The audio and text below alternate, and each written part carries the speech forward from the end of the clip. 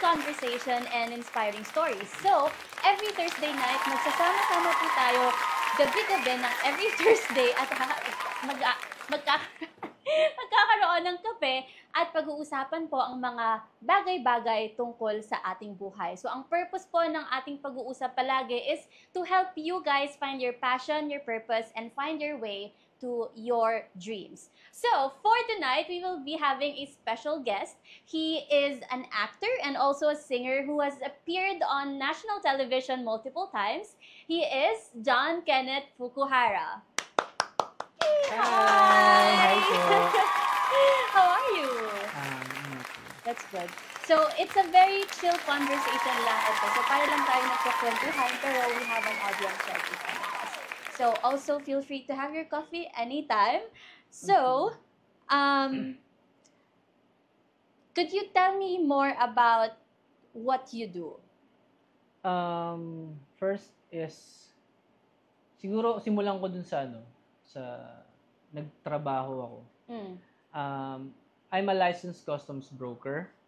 So, nagtrabaho ako sa customs for almost 5 years. After nun, umuwi ng Bicol, bumalik ng Manila. Tapos, yun na. Dito na ako napunta sa industry na to. I see. So, by industry na to, he is, by the way, an actor and a singer. He has won awards na rin as a singer. Did you already know ever since ba, when you were still young, na ito yung gusto mong gawin? Oo, ito talaga yung gusto kong gawin. That's Pero good. syempre, yung mga pinagdaanan ko sa buhay ko na parang, wala akong choice eh. Kailangan ko magtrabaho kasi yun yung parang tradition natin lahat eh. Pagkatapos mong mag-aral, magtrabaho ka ng 8 hours a day, ganun. Parang yun yung nakasanayan ko. Tapos sabi ko parang, ito ba talaga yung purpose ko? Paano ko magagamit yung skills or yung talent ko sa pagtatrabaho ko lang sa gobyerno, pagtatrabaho ko sa office. Sabi ko, yun. Inisip ko ng maigi, madaming mga desisyon na kailangan kong isipin kung tama ba itong ginagawa ko.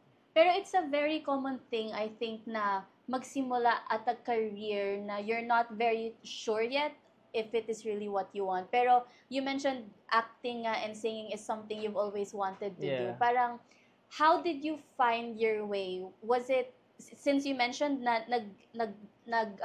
traditional job ka before, parang, how did you find your way? Parang, was there a sign?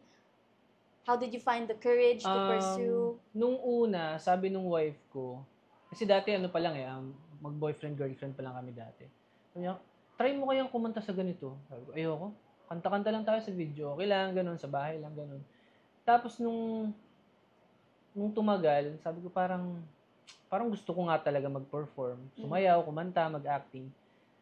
And then one time, nung after namin, magkaroon na kami ng baby, kinasal na kami, pina-audition niya ako sa GMA. Kasi nagtatrabaho ako nung time na yun. Sabi niya, may audition ka ngayong araw, 3:00 ng hapon. So sabi ko, may trabaho ako, paano ako alisin sa trabaho? Siya yung nag-sign up for you? Oo. Wow. So nagulat ako. Very supportive. Kaya nga, sobrang supportive ng wife ko na yun. And then, after nung pag-audition ko, pagpunta ko doon, GMA pala. Sabi ko, sa GMA pala? Oo, sa GMA. Hindi mo rin alam na GMA? Oo, hindi ko alam na GMA. So, pagpunta ko doon, sabi ko, GMA pala. Okay. Ang dami nag-audition. From 3 p.m. until, siguro nabot ako kami ng 9, 10. Kasi ang dami, 100 yung nag-audition. So, after kong mag-audition doon, kinabukasan, nakasama na ako sa GC nila. Group chat ng GMA na mga nakapasa sa first audition. Nung second audition na, pupunta na kami doon. Yes, with what do you call this one? -1. With -1. So, nakapasa ulit ako. -1. So, paunti kami ng pakunti sa GC. Third audition, doon na sa director na. Sa na kami, parang ang gagawin namin is, anong tawag doon? Nasa room ka ng Studio? Oo, sa studio. Nandun ka sa room noon. Tapos, papakinggan ka ng director one by one. Lahat ng kakantahin, pwede mong possible na kantahin. Papakinggan ka kung pasok ka sa TV. Tapos yung expression mo. After noon, nakapasa ulit. Nung the next week, sumalang na ako. That's amazing. May follow-up question ako dyan, pero magbasa tayo ng comments. Hello, Mommy Ray. Good evening. Hi, Fufu. Mami Ray. Hi, Derek. Hi, Derek. Charles Dean watching from Watching from Canada. Wow. Good evening, Good Peter. evening, Peter. Ayan. So, mamaya natin answer yung question ni Mommy Ray kasi I wanna come back to the story. You mentioned na mahaba yung proseso. Parang there were 3 Yes. stages. Especially in the first stage. I'm very familiar with it kasi I'm also an actor and also audition for a lot of things. And the jitters na hundreds of people yung kailangan mong talunin para makapasok ka. Did you also feel that? Did you feel like, deserving ba talaga ako? Makakapasok ba talaga ako? Or were you so sure of that you can do it? Dun pa lang po sa first audition, medyo kinakabahan po kasi ang dami nilang magagaling. As in. Tapos, yung iba doon ng mga nakakasama ko sa table, sa upuan, kinausap ko sila lahat kung saan sila galing, kung ano yung mga ano nila. Inalam ko din yung mga experiences nila. So sabi ko, sila, nagko-contest na sila, sumasali sila sa mga barangay, mga ganun, singing contest. Sabi ko, wala pa. Sabi ko parang, makakapasa kaya ako, halos lahat magagaling. Ang tataas ng boses, magaganda yung mga quality ng voice nila. Talagang hasang-hasa sila. So, siguro mga nasa 50-50 pa yung chance ko sa sarili ko. Kaya yun, kinakabahan ako. I see. First stage. Pero what gave you the courage? Parang, kasi it's so easy, di ba, pag nasa audition ka, nangyari na kasi sa akin to, it's so easy na nasa audition ka, you're like overthinking things, tapos maya-maya mawalan ka na ng boses because of all the anxiousness. Parang, how do you deal with the fear of standing there, being judged by people, and just like trying to make your dreams happen? Ito yung lagi kong sinasabi sa sarili ko kapag magpo-perform ako or ipapakita ko yung talent ko sa mga tao. Sabi ko, Lord, ikaw na po ang bahala. Gagawin ko po yung best ko. Parang sinasabi ko lang siya sa sarili ko na kung ano mo po yung maging result, magiging handa po ako. Pero ibibigay ko po yung lahat ko, na lahat ng makakaya ko, ikaw na po ang bahala. Ganun lang. Tapos after nun, magiging kalmado na ako. Tapos yun. Oh, I see. That's good. So parang you let go of any expectations. Parang ipasa Diyos na lang natin. Yes. Yeah. That's amazing. Tapos, so after the first round, the second round, and the third round, would you say mas nakampante ka na sa sarili mo or the fear is still the same from the beginning? Nandun pa rin yung fear pero may kasamang excitement na. Oh, kasi parang, wow, nakapasa ako sa second round, ano kayang mangyayari? So pagpunta ko doon, ganun ulit, kinakabahan pero masaya kasi nakapasok nga. Nag-pray ulit ako kay Lord na, Lord, eto na po, nandito na ako sa second step, sana sunod-sunod na to. Gagawin ko lang po yung tama. So ang ginawa ko, hindi lang ako masyadong nagpapagod kasi syempre hindi naman sapat yung pagpipray lang eh. Ginawa ko pa rin yung tamang discipline, umiinom ako ng warm water, hindi laging malamig. Para sa akin po Tapos natutulog ako ng maayos para makapag-perform ako ng maayos sa audition. That's good. Tapos, doon na sa mismong competition na nasa GMA ka na, how did it go? Ayun talagang sobrang kinakabahan ako. Grabe, as in. Kasi isang director lang yung nag-judge sa akin nung third round, pero nung pang fourth na, yung magsasalang na, halos lahat sila nandun na lahat mismo ng production. Kaya kinakabahan ako kasi yung kalaban ko din, magagaling din sila. Kaya sabi ko, sana kung ito po talaga yung para sa akin, ito talaga. Tas what did you sing? Naalala mo pa ba yung kinanta mo? Yeah. That made you... By the way, spoiler alert, nanalo siya. Daily winner, he did win. Woo! Thank you. What did you sing? Do you still remember? It's Faithfully. Pero bago pa yun, sinabi sa akin nung coordinator, All of Me yung kakantahin mo. Sinabi sa akin ngayong gabi, bukas ko kakantahin All of Me. Pagdating ko nung kinabukasan, ang sabi sa akin, Faithfully ang kakantahin mo. Pero prepared mo na talaga yon or hindi talaga? Alam ko naman yung kantang Faithfully, pero meron silang mga iniba, syempre hindi nila pwedeng buuhin yung kanta. Parang mga nasa 1 minute and 30 seconds lang yun. So maraming cut na dapat alam ko kung saan ako first na lyrics, second, tapos chorus agad, mga ganun. So hindi ikaw yung nagbibigay ng kanta? Sila po nagbigay ako ng mga list of songs ko. Okay, and then, I see. Tapos kasama dun yung... Yes po. Pero hindi mo lang siya masyadong na-prepare kasi ang sabi kasi sa'yo. Opo, yun. Pwedeng pagpasample? Pasample ba tayo, guys? Can I see the comment section? Let's look at the comment section. Good evening, everyone. Hi, Catherine. Hi po. Hi, Danes. Ang hina ng boses. Hi daw, Fufu. Hi, my dear. Oh, that's your wife. Yes. Hello. That's my wife. Ang hina ng boses mo. Fufu. Sorry, hindi ba naririnig? Ito. Masyado Rinig na sagot ba? Ito, rinig na ba? Rinig na ba siya, Miss Danes? Joke lang. Sample daw. Ayan Sample. sabi sa'yo eh. Sige. Sample daw, sabi ni Abigail. Sige, Meron pa bang sige. gustong mag-sample? Dami, sample. Sige. Sige, game. Stage is yours. Siguro ano lang. Faithfully na lang. Sige. Faithfully. Sige.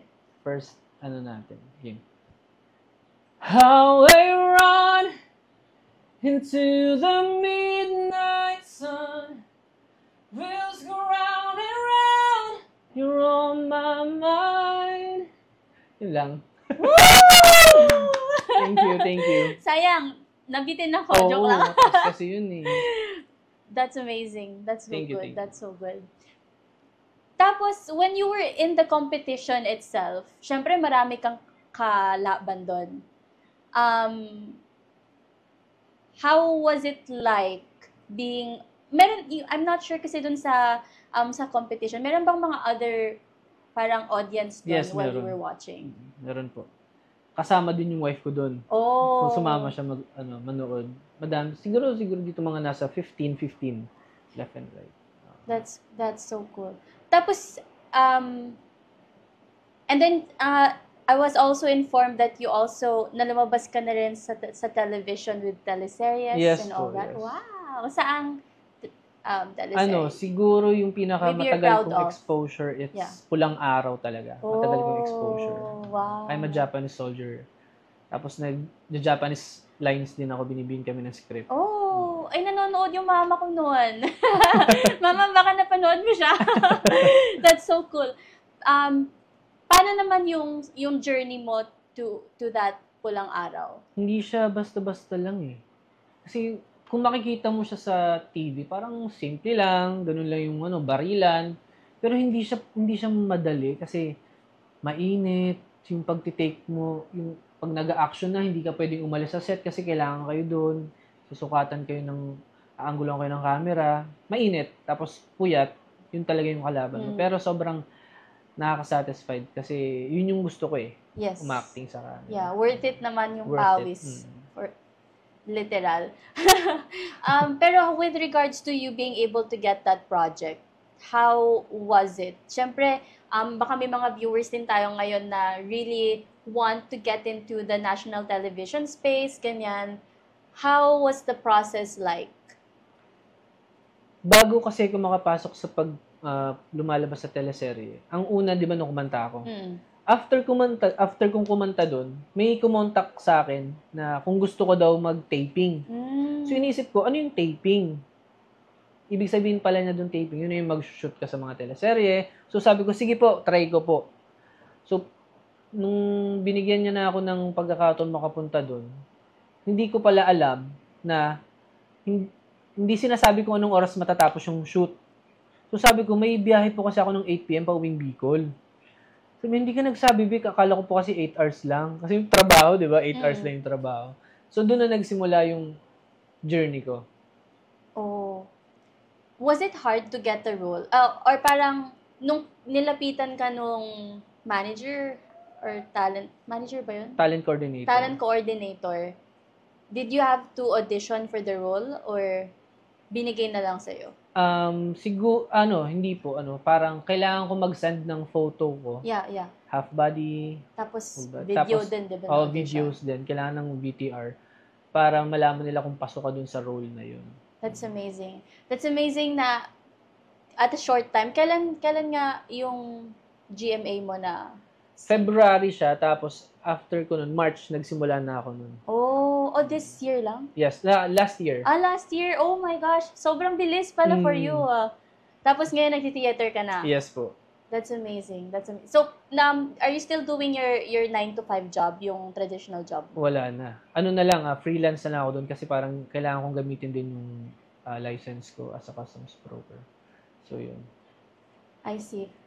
So, for sure, meron din sa mga audience natin, either mga live na nanonood or mga replay na nanonood na meron din silang mga pangarap na gustong puntahan, pero they are questioning if kaya ba nila. So, have you ever gone through kind of like a series na gano'n na feeling mo you're not good enough to be in that competition, you're not good enough to be on television? Meron din. Merong part na parang, um, karapat dapat ba ako dito? Parang ganun yung iniisip ko eh. Pero sabi ko hindi eh. Kung gusto ko tong mangyari, kung gusto ko tong gawin, kailangan kong pag-aralan. Kailangan kong mag-practice sa TV, ay sa salamin, sa bahay. Kailangan kong mag-practice pa rin para maging, ano tawag dito, maging karapat dapat ako dun sa sitwasyon na yun. So, kailangan din ng disiplina talaga. For sure, for sure. And have you also have moments na you wanted to give up? So, parang 1 year ago pa lang naman ito, pero meron na ba ikaw na experience? Siguro kahit hindi sa industriya, life in general, parang meron ka bang moment na you wanted to give up? Oo, may moment And na what parang, kept you going? Parang, naranasan ko na yun eh, na parang, ito lang ba talaga yung buhay ko? Na, ganito lang yung parang wala nang pangarap na, yung hindi pa ako naggaganitong, nasabi ko, araw-araw lang ako pumapasok ng trabaho. Pero sabi ko, hindi eh. Hindi dapat matapos lang na ganito yung buhay ko eh. So, nagpray ulit ako kay Lord. Parang, sabi ko, importante pala yung pagpipray talaga kay Lord. Kasi siya yung nagbibigay sa atin ng energy, ng hope, ng clarity. Oo, ng clarity sa buhay natin na parang hindi ka lang dyan, anak. Mas malaki pa yung binibigay ko sa yung plano. Mag-ready ka lang. Ibibigay ko din sa iyo yan. Wow. So sabi ko, naliwanagan ako doon, nasabi ko, kailangan ko lang ituloy. Tuloy-tuloy lang. Tapos ito na ngayon, nandito na ako sa industry na to na yung gusto kong mangyari. Wow. Wow. Let's look at the comments. Sabi ni Peter, magaling ka din po ba sumayaw, Sir Fuku? Sumayaw, Zumba. Siguro nagzuzumba ako. Sample naman po, sexy dance, char. Pero nasayaw ka din ba? Or sumasayaw din naman. May grupo ako ng sa Naga, sa Bicol. May grupo kami. Anong dance? Break dance? Mga hip-hop, gano'n. Minsan jazz. Okay. Depende sa grupo na nasasalihan ko. So, triple threat pala talaga si Fuku. Very scary. Pero going back dun sa, by the way guys, if meron kayong mga question, comment nyo lang sa baba, tapos we will have Fuku answer them. So, any questions related maybe sa industry na nandito siya ngayon, para if may mga tanong kayo na gusto nyong masagot niya, or just questions in general about life. Hello, Candy! Good evening! Candy. Kumusta po kayo? Good evening po. So, going back dun sa story mo, it's also very important. So, I do agree na praying does go, like, maraming ma-achieve ang pagdadasal with regards to pag lost ka na. And I also know that there are a lot of people going through the same things you went through, na tinatanong na lang nila if hanggang dito na lang ba talaga, or is this my purpose really? Nakaupo lang ba ako dito, nasa harap ng computer, doing this, doing that. Pero you know in your heart that your heart is screaming for more. Just pray about it. Pray about it. Pray. Yes. And also, very important din sa story mo, yung people around you. You mentioned your wife was the one who really pushed you na, oy, may audition ka nga pala at 3 p.m. So, could you tell me more about how important, like, sobrang importante lalo na pag may mga sumusuporta talaga sa'yo. Lalo na nga itong asawa ko. Pag may mga sitwasyon na parang wala akong ginagawa sa isang araw, parang sinasabi niya na, hindi lang ganito yung natin eh, dapat sitwasyon natin eh. So, naghahanap siya ng ibang ibang pwede kong pag-auditionan. Sabi ko, kakayanin ko ba yan? Sige, punta ka lang dun. Punta ako dun. Itong one time kong in-audition, sa bar naman siya, dito lang sa may Quezon City. Bar siya na kailangan mag-audition para sa contest. Siguro mga 10 lang kami. Kung sino yung mananalo dun, siya yung magiging regular na employee na mag-gig doon sa bar. So, hindi ako nanalo. Hindi ako nanalo. May nanalong isa, pero ako pa rin yung kinuha nung may-ari, nung owner nung bar. So sabi ko, grabe no, iba talaga kapag tawag dito, may support nung asawa mo. 'Di ba? Sobrang nakakagaan ng loob kasi parang sa dami ng tao na nakapaligid sa atin, hindi mo talaga masasabi kung sino yung talagang magsusupport talaga sa iyo. Sobra-sobra.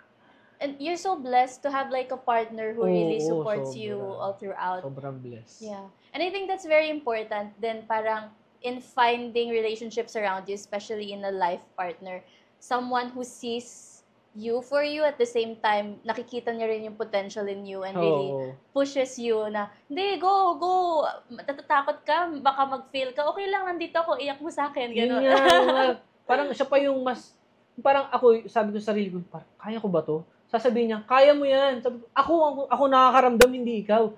Parang mas tiwala pa siya sa akin kaysa ako magtiwala sa sarili ko. So, from there, natuto ko na parang, nga no, siya nga may tiwala sa akin eh. Ba't kaya hindi ko tiwalaan yung sarili ko ng buo? Doon, paunti-unti, sabi ko, sobrang pasalamat ko sa asawa ko kasi doon ko natutunan magtiwala pa sa talent ko, sa skills ko. And we all need someone like Danes, yeah. ba? We all need someone like Danes in our life. Okay, sabi ni Candy, okay naman. Thanks, pretty. Good to hear po.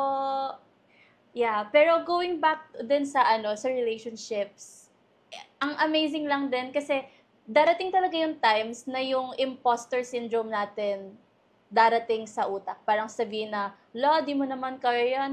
Bakit ka mag-audition dyan? Di naman para sa'yo yan. Pero it's also important that at least someone near you is louder than that voice. Nagre-remind palagi. Yes, nagre-remind na, anong sinasabi mo? Andito ako, kita ko nga na kaya mo, di ba?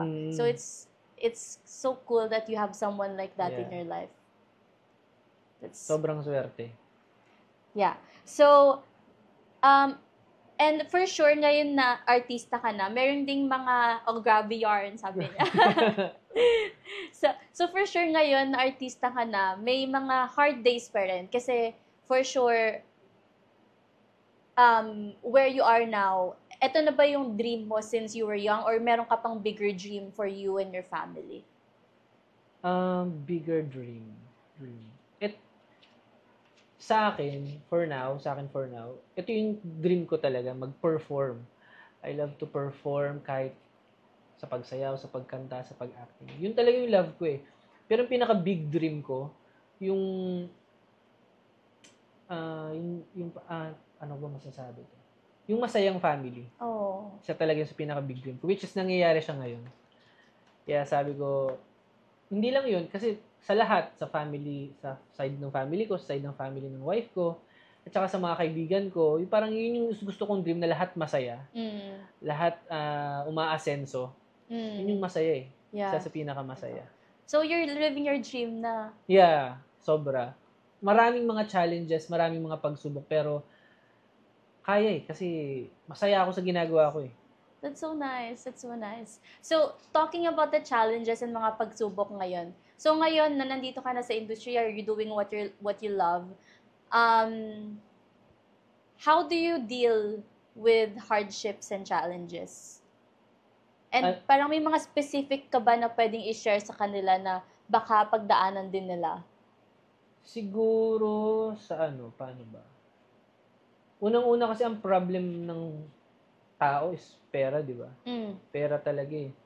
Pero pag iniisip mo na problema is yung pera, mas lalo ka mahihirapan eh. So, ang ginagawa ko, nag-uusap kami nung asawa ko, sabihin ko, kailangan ba natin mahirapan sa pera? Yung parang, tinatanong namin sarili namin na parang, hindi natin dapat masyadong iniisip yung problema sa pera eh. So, nag-uusap kami. Habang nag-uusap kami, nagkakaroon kami ng plano kung paano mas lalong mag-income or paano makagain ng pera pa. So, dun pa lang, nasusolusyonan na yung problema namin sa ganung problema na about money. You just talk it out, no? Oo, parang open lang kami. Magaan na usapan hanggang sa yun. Okay na, meron na naman kami naisip na ibang idea. Tapos nakaisip kami ng ibang gagawin. Tuloy-tuloy lang. Yun. Pero sobrang totoo din yung sinasabi mo na it's really a matter of balancing your passion and practicality. Especially if yung pinag-aralan mo or natapos mo is not really Yes. your passion. Iba. Parang, you really have to start from scratch, di ba? And for you, it just started last year. Yes po. So, for sure, you're going through kind of like a storm with regards to financial things. So, parang meron ka bang ma-advise with people who are also like going through balancing passion and practicality? Paano mo siya nababalance? Yung pagiging passionate mo about a thing that you're still building and then being practical then. Siguro siguro kung aalis kayo sa isang kunwari nagtatrabaho kayo ngayon sa ganitong trabaho niyo, yung regular job niyo, bago kayo umalis diyan, make sure na meron na kayong mapupuntahan or meron kayong pinagkakakitaan na iba para hindi mabigat sa inyo yung pag-alis doon. Yung parang ganun. Yeah, makes sense. So parang maglagay ka ng safety net for yourself. Ganun yung ginagawa ko dati. Sabi ko parang bago ako umalis dito sa trabaho, kailangan meron akong na-save, meron akong income na aabangan sa susunod na buwan. So, ganun yung ginawa ko. Pinlano ko lang muna bago ako umalis, bago ako mawala sa ganung industry. That's a very good advice. Kailangan talaga may emergency savings, emergency funds. Plan A, Plan B. Yes. Dapat madami kang plano eh. Yes, for sure. So, kailangan talaga ng tapang, no? Kapag if you wanna pursue what you want. Let's see the comments. I feel like meron silang question. Pwedeng balikan natin yung question ni Mommy Ray. Can we scroll up?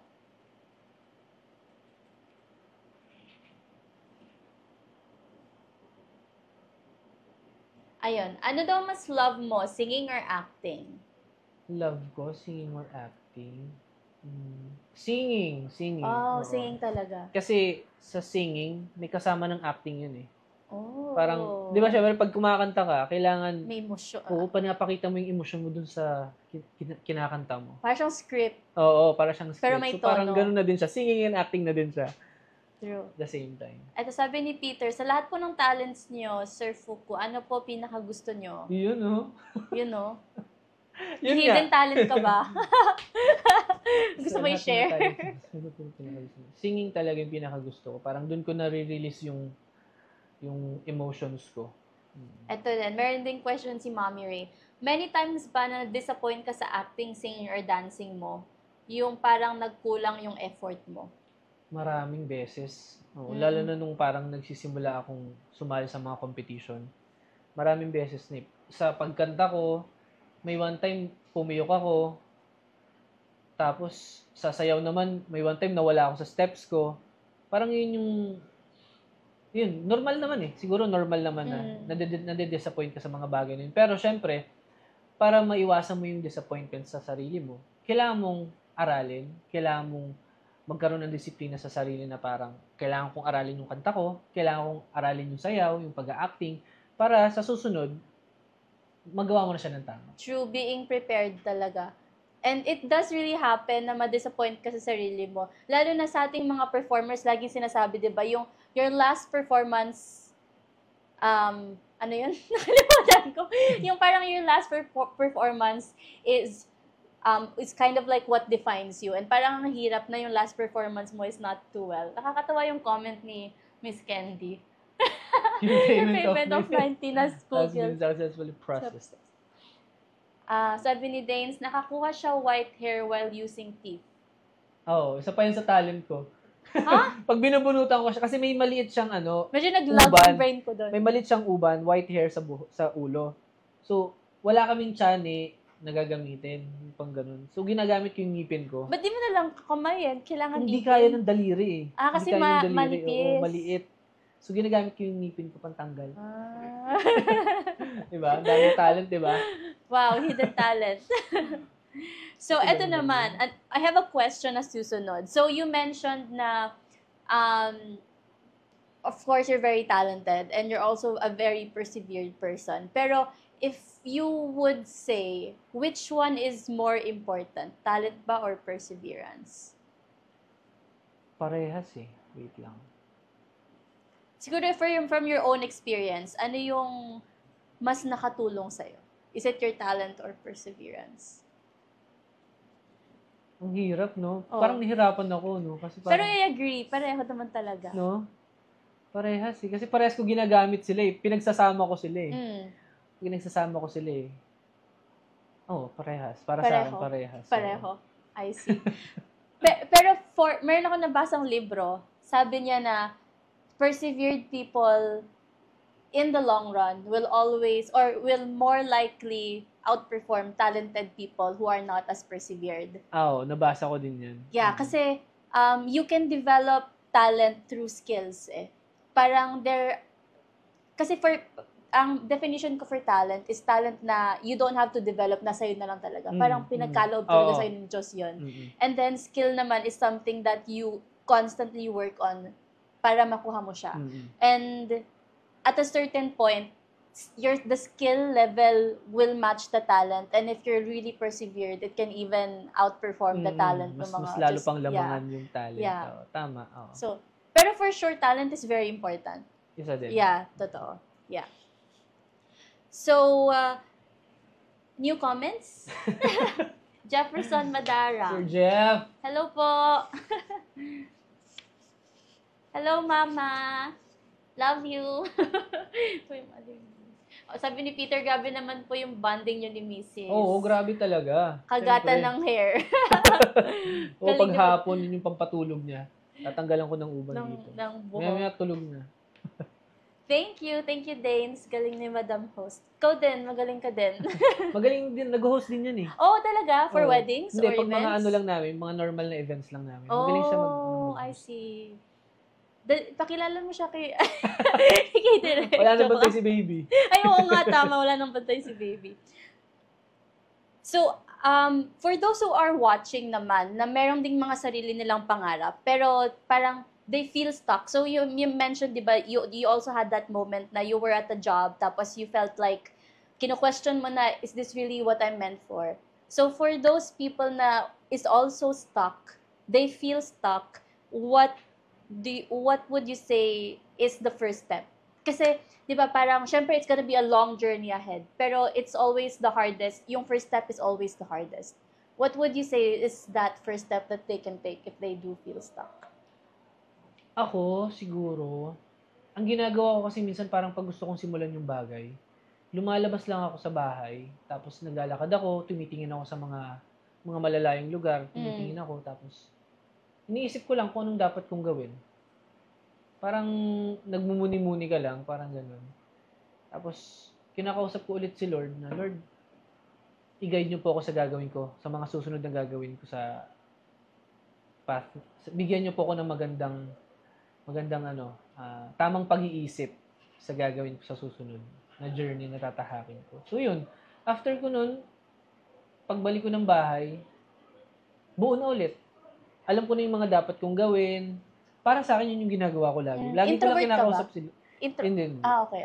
Extrovert. Pero minsan kasi nagiging introvert din ako. Pag gusto, yung parang gusto ko mag-isip ng malalim, nagiging introvert ako. Parang ayoko may mga kasamang iba. Gusto ko lang mag-isa. I see. Pero it's so true kasi that is also backed by science. Yung if you really want to know your next step, you really need to quiet down as much noise as you can. And sa atin kasi parang it's so easy to get driven by all the emotions, especially if noisy yung paligid natin. So it's really nice for you to be able to just calm everything down and just be like quiet your mind and then pray and ask for clarity. And sometimes yung mga tanong natin hindi naman nasasagot kaagad. Pero ang importante, 'di ba? Parang you took the first step to ask the question, is this really what I'm made for? Is this really what I'm meant for? I think that is the first step. Na yung parang sinasabi mo, really is clarity of mind. Yes. Yeah. Yun. That's nice. So, and then you also mentioned na your younger self already wanted this beforehand.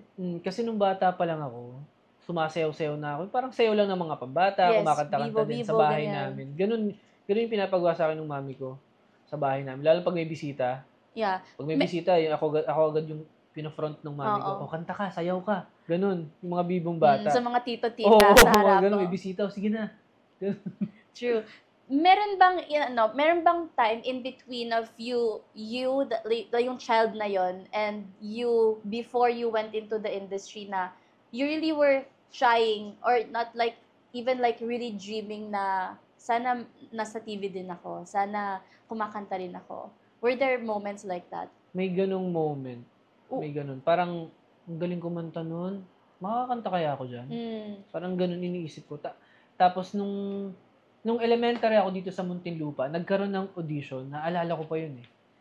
Kung may pumunta doon na, hindi ko alam kung ABS or TV5 or GMA, hindi ko alam kung anong channel yun. Pumunta sa school namin, tapos pina-audition yung mga student ng singing.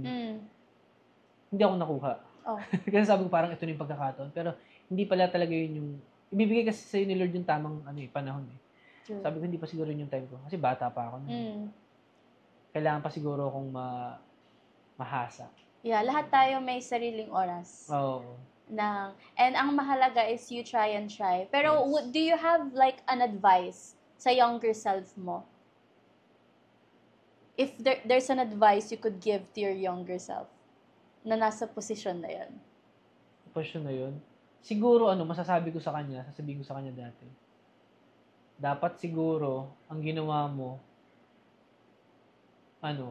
nag-practice kang mag-aral, pero hindi din kasi. Kasi parang in-enjoy ko yung pagiging bata ako nung time laro dito, laro doon. Yung singing nandun na sa akin eh. Yung talent ko ng pagkanta nandun na sa akin, pero wala akong pwedeng ma-advise kasi masaya. Masaya. Oo. You have no regrets May masaya, at all. may malungkot, which is natuto ko dun sa buhay na yun, yung bata ako. So your advice is just live your life. Yes. Live your life to the fullest. Yeah, until you find I-enjoy your nyo. purpose, Yes. diba? Huwag kayong ma-pressure, relax lang. Yeah, relax lang. As sabi ni Miss Danes, just keep moving forward and And pray. pray. May question si Mommy Ray. How do you see yourself 5 years from now? Ako, 5 years from now, 2030, siguro, Mami Ray, meron na kaming 5 anak. Wow. Ilan na ba anak niyo? Isa pa lang po. Okay. Isa pa lang. May 4 more to go. So, Hindi, joke lang. isa daw sa isang taon? Siguro 3. May 3 akong anak, may sarili kaming business. Oh. Tapos, stable na yung income. And then, ayun, nakakatulong na sa mga taong na kailangan ng tulong. Nakakatulong naman na kami ngayon, pero siguro pag sa 5 years, siguro mas marami pa kami matutulungan. Galing sa blessing ni Lord. Meron na ba kayong na-envision na business ng wife mo? Marami. Especially yung wife ko. Sobrang likot ng pag-iisip ng wife ko. Gusto niya mag-business ng pagkain, gusto niya mag-business ng mga damit, mga pabango, sapatos, ganun. Ang dami niyang naiisip eh. Ako, oo lang ako ng oo eh. Oo, kasi sinusupport niya ako. Oo lang, sige. Support din kita. Tama. That's right. Ayan, may tanong din si Peter. Sir Fuku, sa lahat po ng naging role mo, screen man po or theater, sino po ang pinaka-favorite mo? Favorite na Na role, na character. Na character. Sino pinaka-favorite ko? Paano ba? Siguro someone who made an impact, yung character na nag-made an impact sa'yo. Siguro kasi half Japanese ako. Yung Japanese soldier talaga. Kasi nandun yung history ng mga half Japanese ka? Opo, half Japanese ako. Okay, Fukuhara. Ang tawag dito, sa Pulang Araw kasi, parang dun yung history ng sinakop ng mga Hapon ang Pilipinas. So parang, isa yun sa pinakagusto ko na role. Oh, tama, Sir Peter. Nakuha mo dun So, nagtutok ka ng Nihongo? Oo. Binibigay ng script sa amin. Kaso, hindi ako marunong mag-Nihongo. Okay. Tinuturo lang sa amin. Pero, you're able to get naman the accent? Yeah. Oh, that's so nice. Are you still connected to your Japanese culture or like Japanese side of the family? Yeah. Oh. Sa papa ko po. Full yung papa mo? Yes. Oh. Full Hindi ka tinuruan mag-talk ng Nihongo? Nung bata ako, marunong daw ako mag-Japanese, sabi ng mami ko. Pero as time goes by, kasama ko kasi puro mga Pilipino. Kaya yun, hindi ako natuto mag-Japanese. Meron din akong pinsan, half Japanese din siya. Oh? Oo, pero nasa Japan siya. Siya marunong mag-Tagalog. Baliktad. So, baliktad kayo. So, anyways, may tanong ulit si Mommy Ray. Meron ka daw bang dream role? Ano ang dream role mo? Dream role? Siguro, Mommy Ray? Dream role? maging husband daw ni Mrs. Wow, Matagal ko ng smooth. dream role yun. Natupad na. Natupad na. Natupad Siguro sa TV, kung lalabas ako sa TV, gusto ko yung isa ako sa lead. Oh, okay. Isa sa lead. Meron ka bang parang genre na naiisip or police. Kasi yun talaga yung gusto ko maging police. probinsyano. Isa din, hindi sa probinsyano. Sobrang bakbaka naman kasi. Di ba police Pero siya maganda doon? din. Sorry. Maganda din yun eh. Gusto ko yung role na police talaga. Isa din. Tapos anong genre? Parang comedy ba? Romance? Medyo siya, may konting thrill siguro. Thrill. Yun. Thriller? Parang horror? Medyo may pagkaganon. Okay. Tapos yung parang I may mga see. mystery something na ganun. Yun yung I mga gusto see. ko, yung mga palaisipan na So marunong ka rin mag-martial arts? Nag-aral ako ng Taekwondo tapos Muay Thai. Oh, perfect. I think perfect. Meron pa ba tayong comments? Wala na. Wala pa. So eto, my last question. Guys, if you have any question, let me know. Pero my last question for you is, if someone is watching right now and they are on the verge of giving up on their dreams, parang malapit na lang silang sumuko, what would you tell them? Siguro, sabihin nyo lang sa sarili nyo na parang, hindi ano ba? Siguro kung yan talaga yung dream nyo, para sa sarili, kung yan talaga yung dream nyo, ba't kayo susuko? Yung lagi nyo isipin nyo sa sarili nyo, parang, dream ko to ba't parang gusto ko nang sumuko? Hindi. Sabihin mo sa sarili mo, kailangan ko ba tong sukuan? Pangarap ko to Tuloy-tuloy ka lang. Tuloy-tuloy ka lang kasi, after ng mga challenges na pinagdadaanan mo bago mo makamit yan, sasabihin mo sa sarili mo na parang, eto pala yung muntik ko ng sukuan. Buti na lang hindi ako sumuko. Yes. That's so beautiful. That's so true din. Kasi every time, ako, personal experience, I don't know for you, pero every time na malapit na akong sumuko, all the time, after maybe a week or 2 weeks, may darating ka agad na malaking project. It's kind of just like testing you if gusto mo ba talaga to. So just mindset na lang na really keep on going, right? Yun nga sabi nila na parang, huwag kang mawawalan ng faith kay Lord. Yeah. Tiwala mo lang sa Kanya.